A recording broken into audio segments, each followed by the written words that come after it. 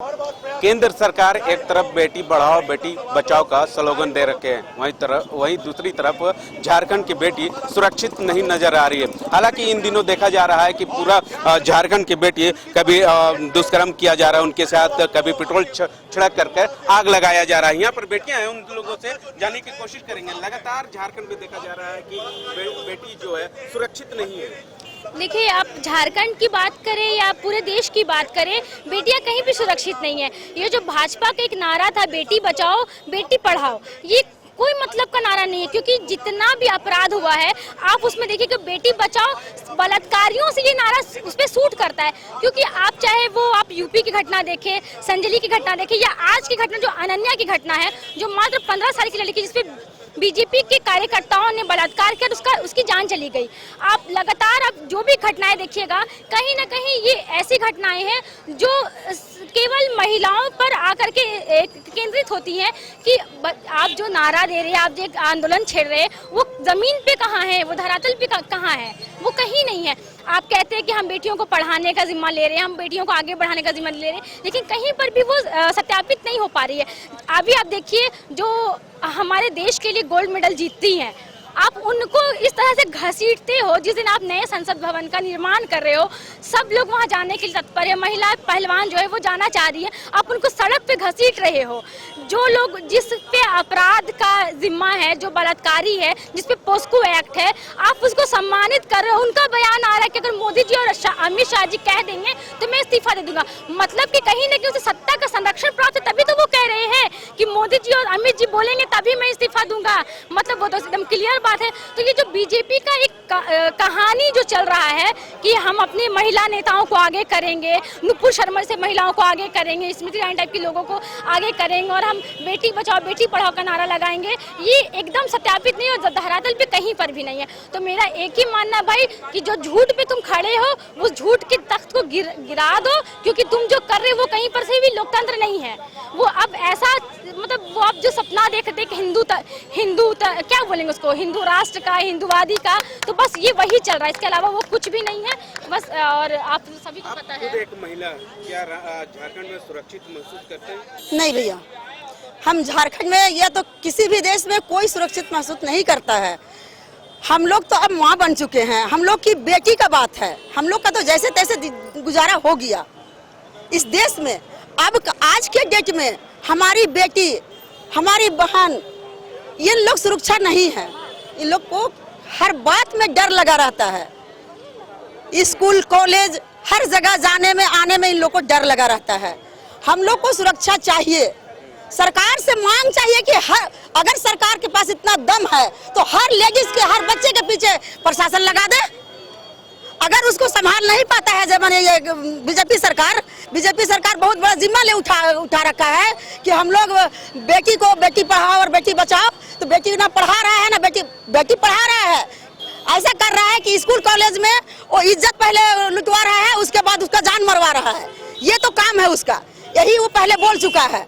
तो हम लोग सुरक्षित नहीं है, हमारे बाल बच्चा सुरक्षित नहीं है, हमारे देश दुनिया की बेटी बहनी सुरक्षित नहीं है। हम लोग जाति में नहीं है, हम लोग हर जाति के लोग पर हम लोग उसका समर्थन करेंगे, हर जाति के लोग को समर्थन करेंगे। ये नहीं कि हम फलाने जाति के हैं वो चिल्लाने, ऐसा नहीं है। हम लोग एक समाज सेवक हैं और हम लोग ऐसा नहीं होने देंगे। इसके जो भी ऐसा मैंने दुर्घटना किया है उसको फांसी का सजा होना चाहिए। जेल हो जाएगा, 4 दिन के बाद तो छूट के आएगा, उससे बड़ा हरकत करेगा। वो एक को मारा है, 4 को मारेगा, उसको फांसी होना चाहिए। जो भी जहाँ भी इस तरह से बने ये दुर्घटना कर रहा है। आप एक खुद महिला है, कितना सुरक्षित महसूस करते हैं अगर झारखंड के अलावा और दिल्ली मुंबई में अगर जाते हैं तो कितनी? आप दुनिया के किसी भी कोने में चले जाइए, कहीं आपको महिला सुरक्षित मिलेगी नहीं।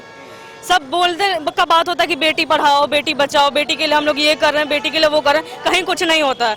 ये लोग जब बिल्किस बानो के बलात्कारी बाहर निकलते हैं तो ये लोग उनका माला चढ़ाते हैं, उनका पूजा करते हैं, उनके पैर धोते हैं। ये इस तरह से बलात्कारियों का स्वागत किया जाता है इस देश में, तो हम कैसे पूछ सकते हैं कि बेटी सुरक्षित है या नहीं है? लगातार देखा जा रहा है कि रांची शहर में भी बेटियां सुरक्षित नहीं है। लगातार देखा जा रहा है कि पेट्रोल छिड़क कर आग लगा देना, मतलब कि 7 साल का बच्चे के साथ दुष्कर्म करना, कहाँ तक सही है? सही का तो बात ही नहीं है। पहले तो ये ये लोग बार बार हमेशा ऐसे ही करते हैं। ना कानून इतना सख्त है कि ये लोग को सजा दे पा रहा है, ना गवर्नमेंट इसमें ध्यान देती है कि बेटियों की कुछ भी किया जाए। कैसे कानून लाना चाहिए?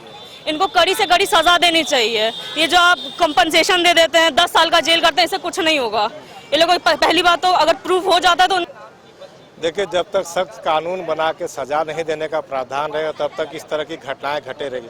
आप देखिए, एक छोटी सी बात कर रहे हैं कि जो महिला खिलाड़ी जो देश के लिए ओलंपिक जो कि देश का सर्वोच्च पूरी दुनिया जिनको जानती है, वो जब रेप की लगाती है, आरोप लगाते हैं ब्रिजभूषण से सांसद पर, तो जब तक ये लोग सत्ता में रहेंगे अपने लोगों को बचाने का काम करते हैं। आप देखिए, यूपी में जितनी भी बलात्कार की घटनाएं घटी है, 80% घटनाएं बलात्कार की हुई है, यूपी में घटी है, कई कांडे होते हैं। तो ये जो सरकार है उसकी नीयत और नियति में फर्क दिखता है। एक तरफ वो बेटी बचाओ का नारा देता है, एक तरफ बेटी पढ़ाओ का नारा देता है, दूसरी तरफ बेटियों को बेइज्जत करने का काम करता है। वो संसद मार्च कर रही थी तो आपने देखा किस तरह से उनके साथ दुर्व्यवहार किया, उनके साथ उन पर FIR दर्ज किया गया।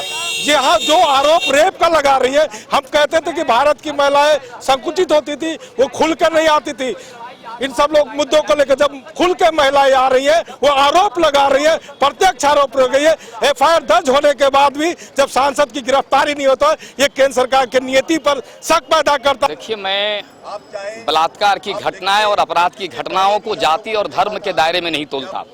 जो लोग लव जिहाद के रूप में देख रहे हैं चीजों को, हमको लगता है घटनाओं की विविधता जो है वो कमतर करके आंक रहे हैं। अभी मैं आपको दिखा दूं कि अनन्या वाली जो घटना है, अयोध्या जैसे नगरी में एक 16 साल की बच्ची पढ़ाई के दरमियान उनके साथ दुष्कर्म हुआ और उनको छत से बाहर फेंक दिया गया। अब आपसे समझ सकते हैं कि खास करके राम की नगरी अयोध्या, जहां राम राज्य की कल्पना और बड़ी दावे किए जाते हैं, तो मुझे लगता है कि वहां तो देख रहे हैं कि कानून का राज ही कटघरे में खड़ा है। और जो लोग बेटी बचाओ बेटी पढ़ाओ की बात करते हैं, बेटियां बचेगी नहीं तो पढ़ेगी कहां से? ये लगातार जिस तरह से बलात्कार की घटनाएं हो रही हैं, हत्या की घटनाएं हो रही हैं, और जिस तरह से हम लोग देख रहे हैं कि सरकार, तानाशाही सरकार, वो बेटियों के पक्ष में खड़ा होने के बजाय बलात्कारियों के पक्ष में खड़ी हो गई। ये पूरे भारत के लोकतंत्र के लिए, संविधान के लिए और हमारे देश के लिए सबसे शर्मनाक बात है। आज ये संयुक्त ट्रेड यूनियनों का, ये मजदूर संगठनों का और आम आवाम का विरोध जो दिख रहा है, वो इसी बात को लेकर के है। देश में बलात्कारियों का नहीं, सरकार को ये तय करना पड़ेगा कि वो बलात्कारियों के पक्ष में खड़े हैं कि बेटियों के पक्ष में खड़े हैं। अगर बेटियों के पक्ष में हैं तो अविलंब, चाहे अनन्या के जो बलात्कारी हैं उनको गिरफ्तार करो, या महिला कुश्ती खिलाड़ियों के साथ यौन शोषण करने वाले जो भाजपा के जो सांसद हैं ब्रजभूषण, उनको गिरफ्तार किया जाना चाहिए। और देश के अंदर में एक ऐसा माहौल बने कि बेटियां खुलेआम घूम सके, उस तरह का माहौल मिले। ये कुछ घटनाओं को अगर आप लव जिहाद के रूप में ये करेंगे तो मुझे लगता है कि ये कमतर करके आंकने की जरूरत नहीं है। चाहे जो भी लोग इस तरह के घटनाओं में शामिल हो, पूरे उस पर सख्ती से कार्रवाई किया जाना चाहिए। वो देखना होगा कि केंद्र सरकार हो या राज्य सरकार हो, बेटी कब तक सुरक्षित महसूस करती है, ये देखने वाली बात होगी। सही कोई नितिन के साथ मुर्शिद, न्यूज़ बाइस्कोप, रांची।